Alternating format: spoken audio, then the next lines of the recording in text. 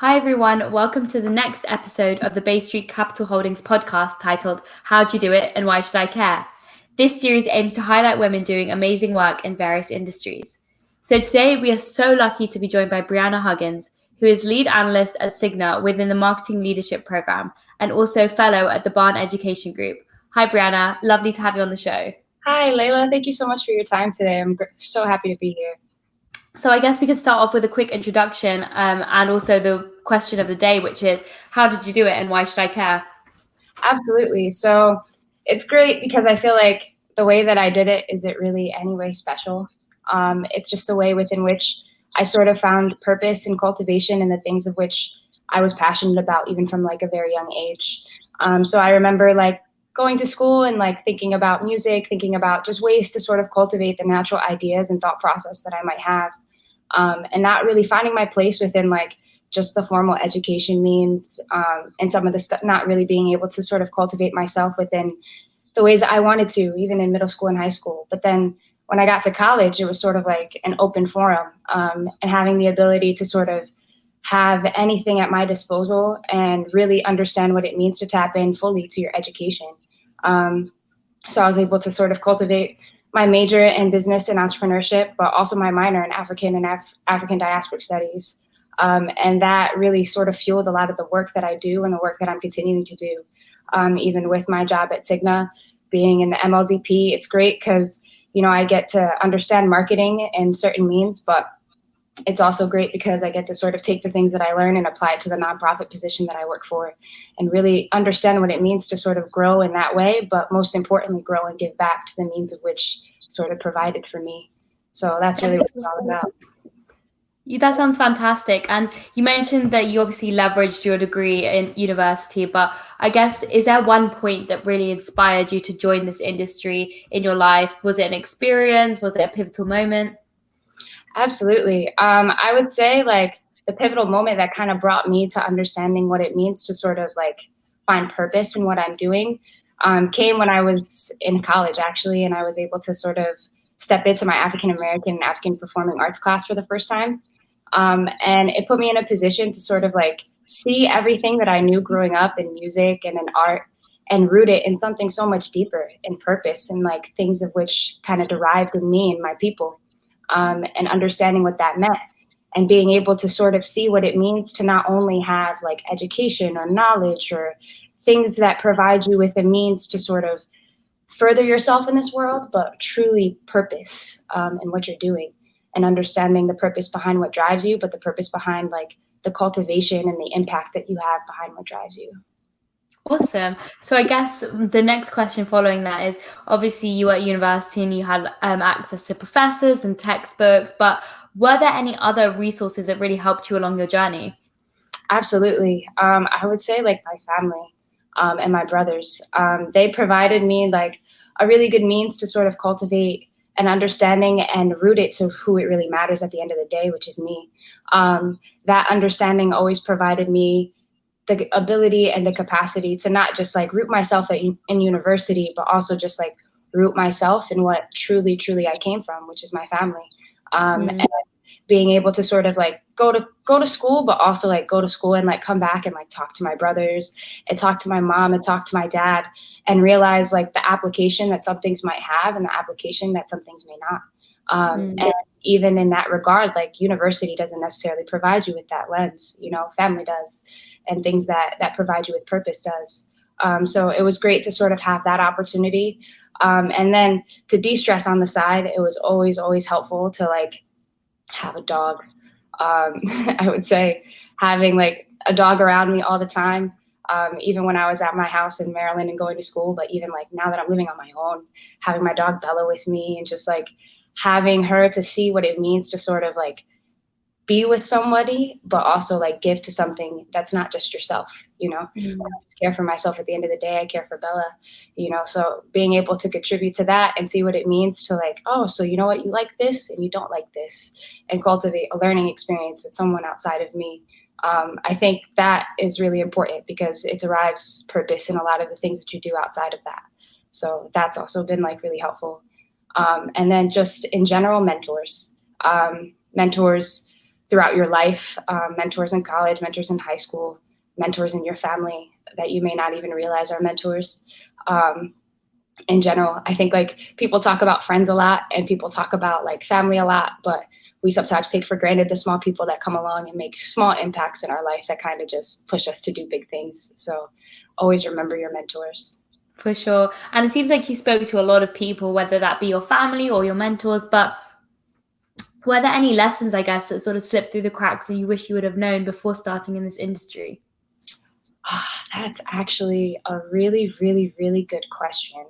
I say like something that kind of slipped through the cracks for me that nobody ever really told me was something that like I've kind of been touching upon, which was like this. I wish I understand what it meant to like have something deeper than just like education and knowledge and money and a job and things of that nature, but like to have something that you contribute to every day that wakes you up in the morning, that sometimes keeps you up at night because of the amount of investment that you want to put into it. But at the end of the day, like the end product and seeing the end result and being a part of that end result, that impact, that purpose, it provides you with so much more. That's something nobody ever told me, and something that I had to really go through my own understanding to realize, because purpose is different for everybody. Like the reasons why you're here are different for the reasons why I'm here, and how you cultivate yourself is going to be different than how I cultivate myself. But at the end of the day, we both have purpose, so being able to step into that and truly cultivate what that means.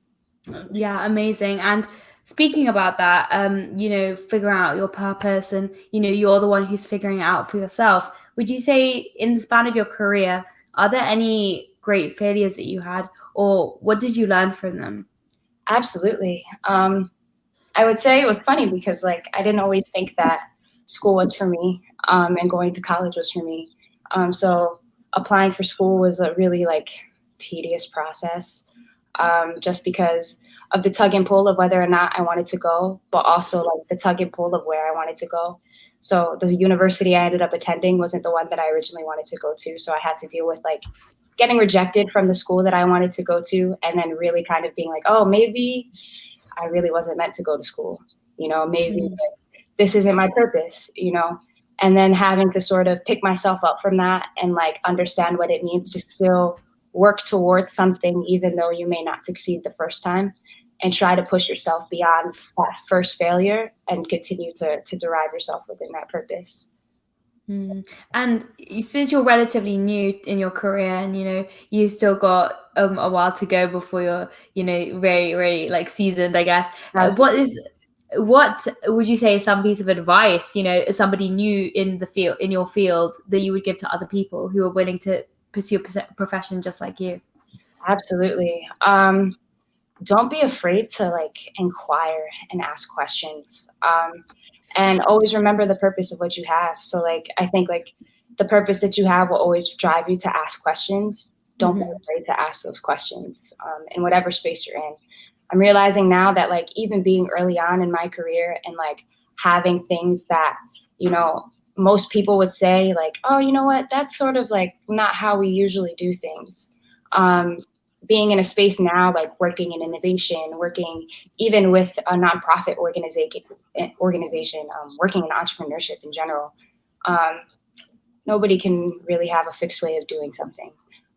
Things are always bound to change. And with that, perspectives change. So always be ready to ask those questions, because even if you aren't, somebody is.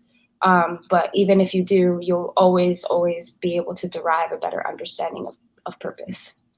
That's very, very important. And I feel like it can apply to a lot of different fields.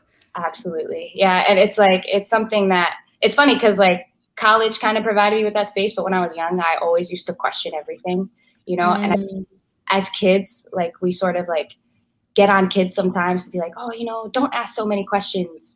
But I would say to continue to ask those questions, always ask questions, because nothing in this world is fixed. Everything. So it's always important to ask questions. Exactly. And then finally, about your career, what is one common myth that you would like to debunk? One common myth I would like to debunk. I don't know. I would say that it's funny, like the more that I in school, just as I said before, like the more I'm realizing that certain things apply and certain things don't. I remember being in like my econ classes and they telling me that everybody sort of derives within self-interest, operate within self-interest on a day-to-day basis. Markets operate within self-interest. Entrepreneurs, businesses operate within self-interest. But what I'm beginning to realize now in a lot of the work that I'm doing, that might actually be a myth. People are starting to realize that to operate only in your self-purpose, you can only get so much done. It's more efficient to work and understand what it means to have people around you to work with you, and not just have self-interest, but have something greater, and have some people contribute to that greater purpose. So it's interesting because being in the field that I'm in and getting to cultivate that experience, there's definitely still people that operate in ways within which that operate in self-interest, but in a way of like, also in a business sense and an innovation sense, everything again is bound to change.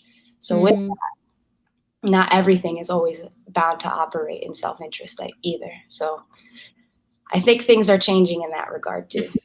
Definitely food for thought, I can confirm, because I didn't even think about that. Yeah, and it's funny because it's like, you definitely see it. And I think it's something that, like, again, as you step out and you start to work more, you'll be like, oh, so wow, okay, so this is what it means to sort of be operated within like trying to derive something in self-interest. And you could see that with certain businesses today, and just like how they choose to place themselves on certain sides of arguments politically or socially. Businesses that have never really been socially aware are now becoming socially aware. Is that because they're socially aware, or is that maybe because of self-interest? As opposed to businesses that have been doing it for a while and sacrificed a lot to get where they are, and now may not even really be seeing the fruit of what they've sown, but are starting to see like the difference that and the impact that they might be making. That might speak to something greater than just self-interest, because they gave up a lot at the times of which they sacrificed, but ultimately they're in a better place now. Wow, definitely very interesting. And I'm sure you're very busy, obviously, working for the marketing company and then also for your nonprofit. But what have you read or listened to recently that's really inspired you? That's actually a really good question. So recently, like for my job, and from like the nonprofit side, I've been doing like a lot of research and work like in innovation. And one thing that kind of really stuck out to me was like a quote I came across, just kind of like driving the understanding that innovation doesn't just go beyond like technology or even business. It kind of goes into mindset, and it goes into even action, how we choose to enact it. But with that, it's been interesting because I came across this quote from Helen Keller. It was, "I long to accomplish a great and noble task, but I am now realizing that I first must accomplish small tasks as if they're great and noble." I think that's so important. And we take it for granted because we see these great goals that we have. I want to accomplish this by 25. I want to be in this career by 27, but we don't necessarily understand the small steps in between that it might take, the small goals, the small accomplishments that we can make in between that get us to that end result. Those goals are great, but sometimes when we get to them, we're disappointed that we didn't get to them. But imagine if we were able to be like, oh, you know what? In order to get to this job at 27, I'm going to join this internship program at 20, and cultivate this level of understanding at 20 in order to be here at 27. If I want to be able to not work for anybody by the age of 30, I want to be able to make this much money. I'm going to have these jobs, I'm going to cultivate this understanding. I'm going to network this way, and then I'll get to that end result. It's always important to remember the small steps and not just get caught up in the great and noble task. Very important. And who are 3 people in your life who have been the most influential to you? That's a really good question. I would say like my brothers and my family, Sybil, who was my professor that kind of brought me into the African diasporic space, and Dr. Otley, who is like my current mentor right now that I work with for the nonprofit organization, who's just had a great level of cultivation with me, like outside of just my college understanding, and continues to cultivate just like a level of understanding beyond, just self-interest again, and just pushing me to understand my purpose, but also something greater that I might even contribute to beyond that. So that's always been like a great level of cultivation. Civil, again, because of African American and performing arts when I was in school, and providing me that level of understanding. And then my brothers and my family, again, just to provide that rooting and that grounding in some of the things that I know and I learn, continue to grow and learn in. They always provide me that level of grounding. Awesome. And then finally, to wrap up our conversation, is there any advice that you wish you gave yourself at any point in your life? Yeah. I think like something we take for granted a lot of times is to find comfort in the failures that we have and reflect in them, because there's always time of something that we're going to accomplish, something greater. And I think like that's definitely provided me with so much understanding, and like just things that I might be upset about that I may not accomplish right away, but things that long term, I'm not going to get there right away. There's going to be failures that I get there that I have to overcome in between. But I know at the end of the day that what I'm looking to accomplish is worth it. So Yes. I'm going to continue to push through it. Yeah, for sure. Thank you so much for taking the time to speak with me today, Brianna. It was lovely to hear more about you and also more about, what you're passionate about. Absolutely. Thank you so much for talking to me today. It was great to talk with you guys. I would love to be a part of anything else that you guys have. So please feel free to reach out anytime. Thank you so much for the time today. Great. Thank you so much. Bye. Bye. Have a great one.